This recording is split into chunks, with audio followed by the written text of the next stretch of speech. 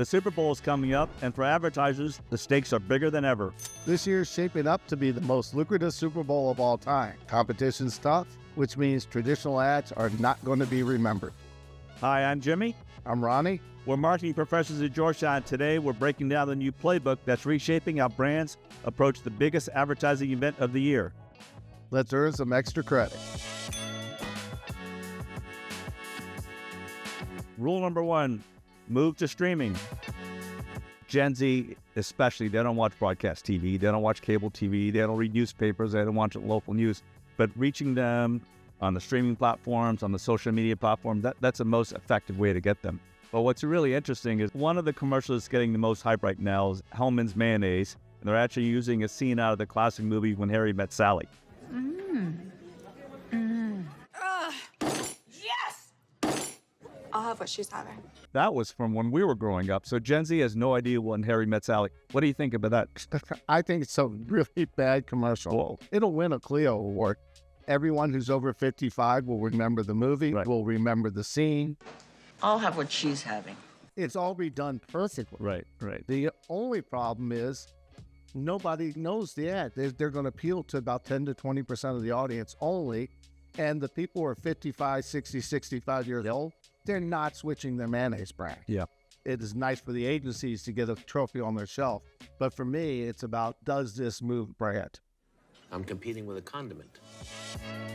Rule number 2, match the context. You've been working on this one topic called context-sensitive advertising. Can you please share with us what that is? Sure. Ads appear in a context. So here, the context is football. So context-sensitive advertising says, the theme of my ad will also be football. So people don't separate. They blur the line between what's programming and what's advertising, which is an attention-getting tactic. So one of our favorite commercials of all time is the Mean Joe Green, Coca-Cola. They just nail it, right? Right. That's a great perfect. Thanks, Mean Joe. When the product fits, you get a great result from doing that. But when the product doesn't fit and consumers feel manipulated, they question it. Yeah, they're ticked off. The most egregious example that I saw was Instacart. Groceries are here. It totally plays into the big game and it plays into the Super Bowl, but they use the Pillsbury Doughboy delivered to your door. I don't think he's tough and rugged. I don't think he would root for a team. And frankly, he's just kind of annoying at this point. So I think that half of those advertisers are going to get all the attention, but their ad and brand attitude will actually go down because it doesn't match. That's what the research shows. Release the hounds. Rule number 3, spend wisely. So obviously the big brands like Coca-Cola and Budweiser have a huge marketing budget. So $7 million is just a small percentage, but some Super Bowl advertisers, that $7 million is a big part of their marketing budget. So the question is it better to just spend a 30-second Super Bowl ad or instead take that $7-8 million and market it via digital and social and mobile over 6 months, 8 months? Which spend is better? Well, I do have an opinion, of course. Because I think that for some companies, it's all they do. That's it. I get one ad and that's it for my year. I just, spent the whole budget.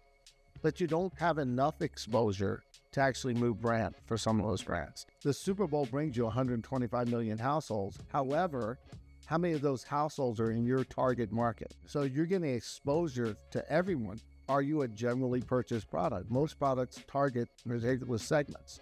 That's 115 million households that didn't need the exposure.